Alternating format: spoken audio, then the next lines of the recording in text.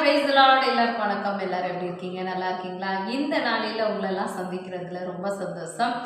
இந்த நாள் ஒரு விசேஷமான நாள். என்ன நாள் அப்படின்னு பார்த்தீங்கன்னா, எங்கள் அம்மாவோட பிறந்த நாளுங்க. எங்கள் அம்மாவோட பிறந்த நாள். அதனால எங்கள் அம்மா இந்த நாளில் உயிரோடு இல்லை.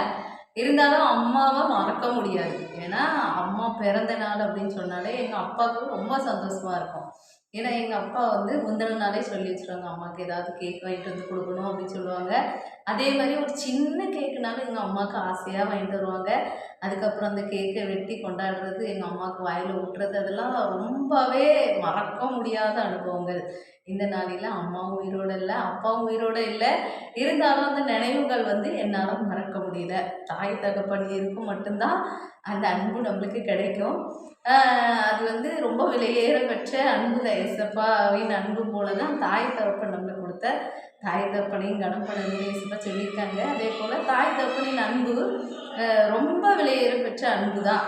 அந்த அன்பு கிடைக்கலங்கிறது ரொம்ப கஷ்டமாக இருந்தது. போன வாரம் நான் சர்ச்சு பிரதிஷ்டைக்காக ஊருக்கு போயிருந்தேன். ஊருக்கு போயிருக்கும்போது அம்மா இல்லை அப்படிங்கிற குறை ரொம்ப எனக்கு ரொம்ப நான் மிஸ் பண்ணேன். ஏன்னா எங்கள் அம்மாவை நான் ஊருக்கு வரேன் அப்படின்னு சொன்னாலே பஸ் ஸ்டாண்ட்லேயே வந்து காத்திருப்பாங்க. என் பிள்ளை வாரா, என் பிள்ளை வாரா, என் பிள்ளைக்கு இது பிடிக்கும், என் பிள்ளை வந்தால் இது சரியில்லை சொல்லுவா, அது சரியில்லை சொல்லுவா அப்படி சொல்லி ஒவ்வொன்றா பார்த்து பார்த்து செய்வாங்க. அதெல்லாம் நினைக்கும் போது ரொம்ப அழகையாக வந்தது.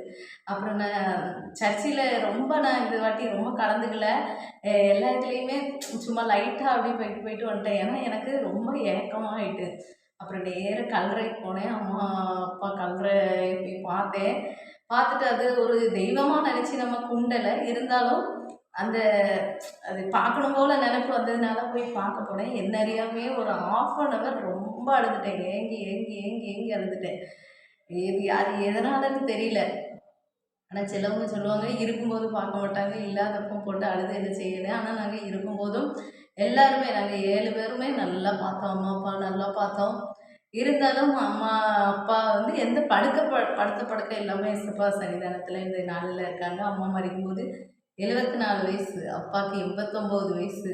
இருந்தாலும் அவங்க 2 பேருக்கு தான் எங்கள் ஊரில் அந்த பாக்கியம் கிடைச்சிது. எப்படின்னா பக்கத்தில் அம்மா இறந்து 100 நாளில் அப்பா இறந்தாங்க. அதனால 2 பேருக்கும் தான் அந்த கல்லறை ஒட்டி இருக்கும். லைன் பிரகாரம் தான் எல்லாருக்குமே எங்கள் ஊரில் லைன் பிரகாரம் தான் வைப்பாங்க இறந்தவங்கள. அது எவ்வளோ பெரிய கோடீஸ்வரராக இருந்தாலும் பக்கத்தில் இடம் கொடுக்க மாட்டாங்க. ஆனால் எங்கள் அம்மா அப்பாவுக்கு தான் அந்த பாக்கியம் எங்கள் ஊரில் கிடச்சிருக்கு. 2 பேருமே பக்கத்தில். அதனால 2 பேர் கல்லறையும் ஒட்டி வச்சு நாங்கள் கட்டியிருக்கோம். அது வந்து ரொம்ப அவங்களுக்கு ஒரு எங்கள் ஊரில் ஒரு கிடைச்ச கிஃப்ட்டுன்னு கூட சொல்லலாம் அம்மா அப்பா. ஏன்னா அவங்கள அவ்வளோ அன்பாக இருந்திருக்காங்க அப்படிங்கிறதுக்கு எடுத்துக்காட்டாக கூட அம்மா அப்பாவை சொல்லலாம். ஏன்னா அந்த பாக்கியம் நிறைய பேருக்கு கிடைக்கல. எத்தனை கோடி கொடுத்து கூட நிறைய பேர் இடம் கேட்டிருந்தாங்க, அப்படி கூட கிடைக்கல. ஆனால் இவங்க 2 பேருக்கு தான் அது கிடைச்சது. அது அந்த கல்லறை பார்க்கும்போதே ஒரு சந்தோஷமாக இருந்தது. அம்மா அப்பா ஒன்றா இருக்காங்களே அப்படிங்கிற சந்தோஷம் இருந்தது. இருந்தாலும் ஒரு கவலை, மனசுக்குள்ள கவலை. அதனால தாய் தகப்பனை நேசிங்க. நம்ம கற்பனையில் முதலாவது கற்பனையே தாயும் தகப்பனையும் கனம் பண்ணுவாயாக. அதனால் தாய் தகப்பனை நீங்கள் நேசிக்காமல் விடாதீங்க. தாய் தகப்பனை நேசிங்க. அந்த மாதிரி ஊருக்கு போகணும் அப்படின்னு சொன்னால், நல்லா ஊருக்கு வரமாட்டேன் அப்படின்னு சொல்லாதீங்க. தயவுசெய்து ஊருக்கு போங்க. ஏன்னா அம்மா அப்பா இருக்கிற வரை தான் அந்த அன்பு கிடைக்கும். அம்மா அப்பா இல்லைன்னா அந்த அன்பு கிடைக்காது. சரியா? அதனால் தாய் தகப்பனை நேசிங்க. தாய் தகப்பன் மேலே அன்பு காட்டுங்க. ஒருவேளை தாய் தகப்பன் இல்லை அப்படின்னா, தாய் மாதிரி இருக்கிறவங்க, தகப்பன் மாதிரி இருக்கிறவங்களுக்கு உங்களால் முடிஞ்ச உதவி பண்ணுங்க. சரியா? அதனால் யாருக்கும் நான் பண்ண மாட்டேன், நான் செய்ய மாட்டேன், அது எங்கள் அம்மா மாதிரி ஆயிடுமா, எங்கள் அப்பா மாதிரி ஆயிடுமா அப்படிலாம் சொல்லக்கூடாது. கஷ்டப்படுறாங்க அப்படி தெரிஞ்சால் நம்மளால் முடிஞ்சது. நன்மை செய்யவனுக்கு திராணி இருக்கும்போது அதை செய்யத்தக்கவர்களுக்கு செய்யாமல் இராதே. இந்த வசனத்துக்கு எடுத்துக்காட்டு என்னன்னு பார்த்தீங்கன்னா, நேற்று 2 நாளைக்கு முன்பு பார்த்தீங்கன்னா, நான் வந்து ஜெபின் ஸ்கூல்லேருந்து ஒரு ஃபோன் வந்தது. அதனால் ஜெபினை பார்க்குறதுக்காக ஏதோ கலர் வேணும்னு கேட்டான்ட்டு அவங்கள பார்த்துட்டு ஒரு 11:30 போல் நான் ஸ்கூல்லேருந்து அப்படி வந்துகிட்ருக்கேன். அப்போ என்ன அறியாமையே நான் வந்து வேறு பாதையில் போகணும் அப்படின்னுட்டு நான் இங்கே வண்டி திருப்புறேன். ஆனால் வண்டி வேறு கிராஸிங் வேறு பாதையில் போன மாதிரியே இருக்குது. இந்த சைடு திரும்புன்னு எனக்குள்ள மனசுக்குள்ள. உடனே சரின்னு சொல்லிட்டு நான் இந்த சைட்லேருந்து அப்படியே இந்த சைடு திரும்பி அப்படி போகலாம் அப்படின்னு சொல்லிட்டு திரும்பி வரேன். வந்து ஒரு கடைக்கிட்ட அப்படி ஸ்லோ பண்ணுற ஒரு பாட்டி என் வண்டியை பிடிச்சிட்டாங்க. பிடிச்சிட்டு எம்மா எம்மா எம்மா ஏதாவது கொடும்மா எனக்கு பசியாக இருக்குமா அப்படின்னோடனே எனக்கு உண்மையிலே சொல்கிறேங்க எனக்கு கண்ணீரே வந்துடுச்சு. கடவுள் எதுக்காக அந்த வண்டியை திருப்பி அந்த பக்கம் கொண்டு போனாங்களோ ஏசப்பா எனக்கு தெரியாது. ஆனால் எத்தனையோ பேர் வண்டி அந்த பாட்டிமா நிறுத்துறாங்க, யாருமே நிறுத்தலை. ஆனால் என் வண்டியை நிறுத்திட்டாங்க. நிறுத்தி நான் அந்த சைடு வரணுங்கிற இதே இல்லை. ஆனாலும் என் வண்டியை நிறுத்தி அந்த பாட்டிமா, "எம்மா எனக்கு ஒரு பட்டர் பிஸ்கட் வாங்கி தாம்மா, எனக்கு பசியாக இருக்குமா" அப்படின்னாங்க.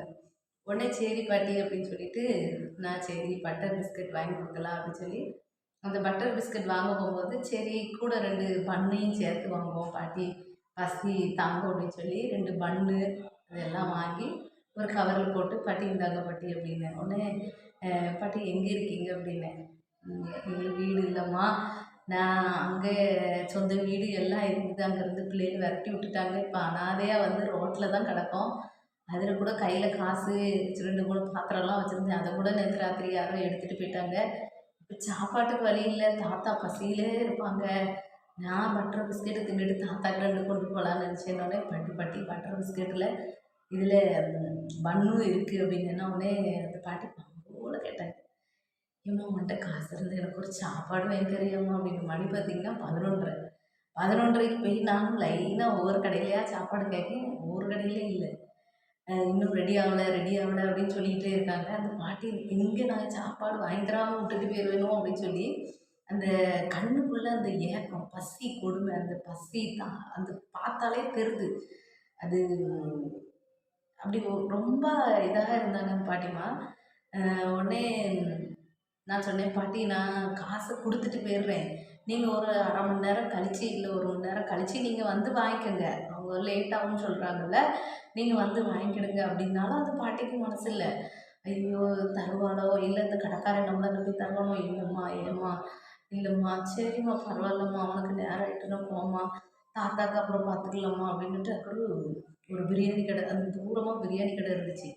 பாப்பா பாப்பா எனக்கு பிரியாணி வாங்கி தரியா பாப்பா அப்படின்னு எனக்கு கண்ணீரே வந்துச்சுங்க. உண்மையிலே சொல்கிறேன், இதே இது என் பிள்ளை எங்கள் ஜெபின் கேட்டிருந்தா நான் வாங்கி கொடுத்துருப்பேன், கண்டிப்பாக நான் வாங்கி கொடுத்துருப்பேங்க.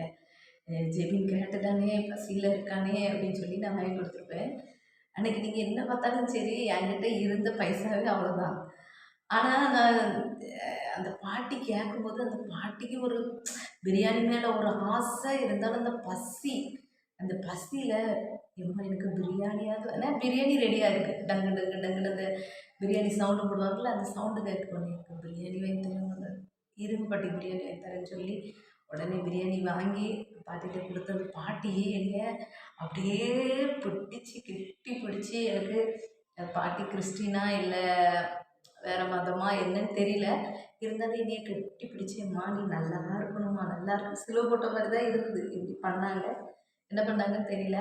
நீ நல்லா இருக்கணும்மா நீ நல்லா இருக்கணுமா அப்படின்னு சொல்லி சொல்லும்போது எனக்கு எங்கள் அம்மா நினைப்பு வந்தது. அந்த பாட்டியோட முகத்தில் நான் எங்கள் அம்மாவை பார்த்தேன்.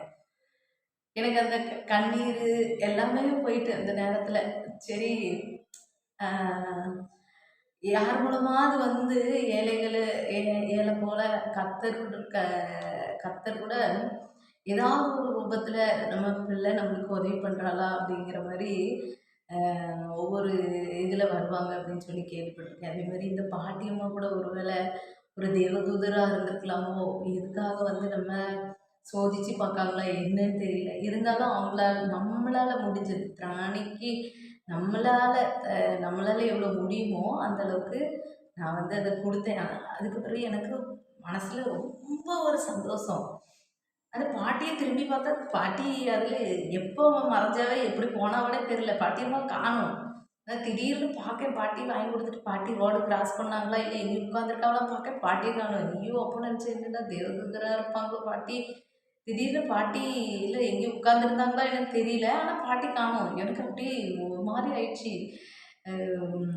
ஐயோ பாட்டி எதுக்கு இந்த லைனில் நான் வந்தேன், எதுக்கு நான் ஹெல்ப் பண்ணேன், எதுக்கு பண்ணேன்னு தெரியல.